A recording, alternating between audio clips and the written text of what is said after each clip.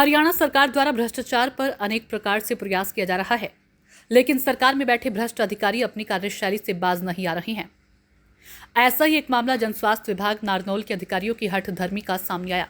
एक 80% विकलांग सेवा निवृत्त कर्मचारी भुगतने पर मजबूर हो रहा है।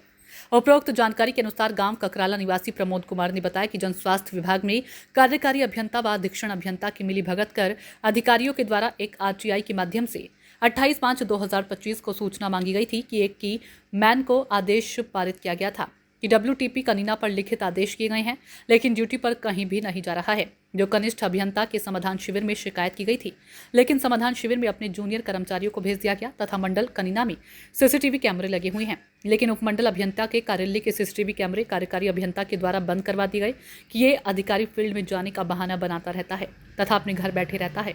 इसको लेकर कर्मचारियों के द्वारा मांग की गई कि ड्यूटी पर अनुपस्थित कर्मचारियों पर विशेष रूप से कार्रवाई की जाए तथा इन सीसीटीवी कैमरे व बायोमेट्रिक सिस्टम लागू किया जाए, जिससे कर्मचारियों के फर्लों पर प्रतिबंध लगा सके, क्योंकि ये अधिकारी कर्मचारी अपनी ऊंची पहुंच का फायदा उठाकर गलत कार्य करते नजर आ रही हैं, जिसको लेकर राजस्व को भी भारी नुकसान पहुंचाया जा रहा है। इसलिए मेरा संबंधित उच्च अधिकारियों से निवेदन है कि इन भ्रष्ट अधिकारियों व कर्मचारियों की मिलीभगत के कारण होने वाले नुकसान पर अंकुश लगाया जाए। तथा इस अवसर पर शर्मा ने कहा कि मुझे आज अधीक्षण अभियंता अभियांत्रिकी परिमंडल कार्यालय में बुलाया गया था, लेकिन कोई संतुष्टिपूर्वक जवाब नहीं दिया, जिसको लेकर आज मेरे को बेवजह परेशान किया गया है तथा मैं सरकार से मांग करता हूं कि इन भ्रष्ट अधिकारियों के खिलाफ उचित कार्रवाई की जाए तथा मेरे को आरटीआई की सूचना दी जाए, जिससे इन भ्रष्ट अधिकारियों पर अंकुश लगाया जा सके। कुमार पूर्व प्रधान जनस्वास्थ्य विभाग मैं रिटायरमेंट हो चुका। मैं आज हेयरिंग की डेट थी, मैंने आरटीआई मांगी हुई थी 28/6/2025। मैंने आरटीआई की हेयरिंग के ऊपर में आया, एक लेटर इशू कराया गया मेरे पास आज से 3 दिन पहले। आका आप हेयरिंग के ऊपर नहीं पहुँचे, जबकि मेरे पास कोई इंफॉर्मेशन नहीं दी गई, ना मेरे को कोई लेटर दिया।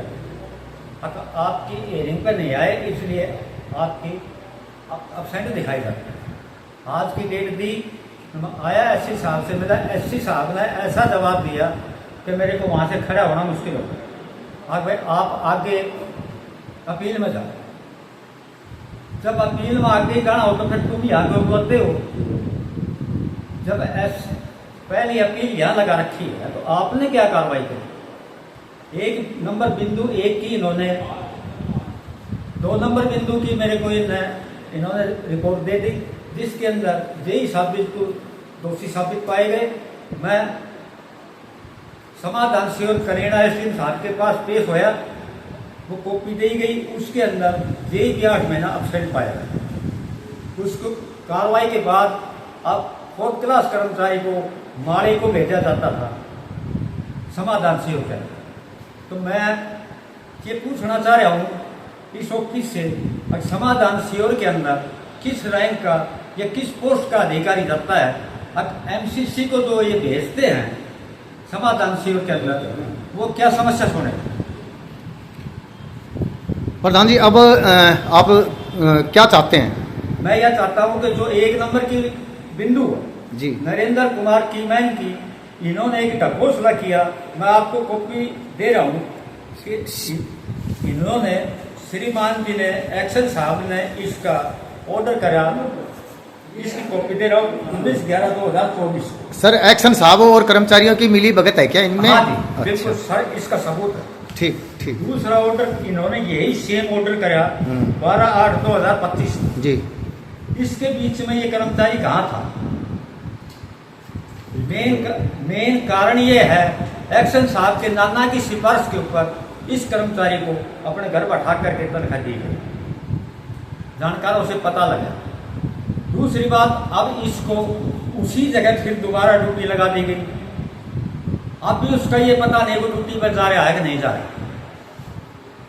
दूसरी, 11 बजे के बाद में Kareena main water supply WTP के ऊपर 11 बजे के बाद में लोग लगा मिलता, जबकि 5 अधिकारी वहाँ का जेई कहाँ सुखते हुआ ये पता नहीं।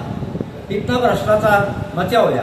मैंने एक इन्फॉर्मेशन मांगी आज से 1 महीना पहले,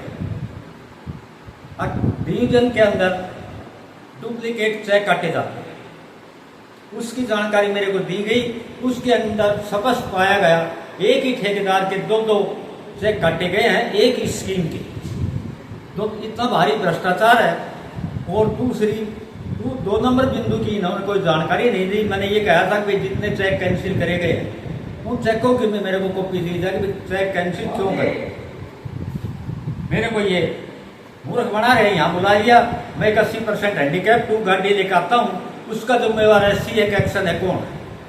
जिसका भाड़ा था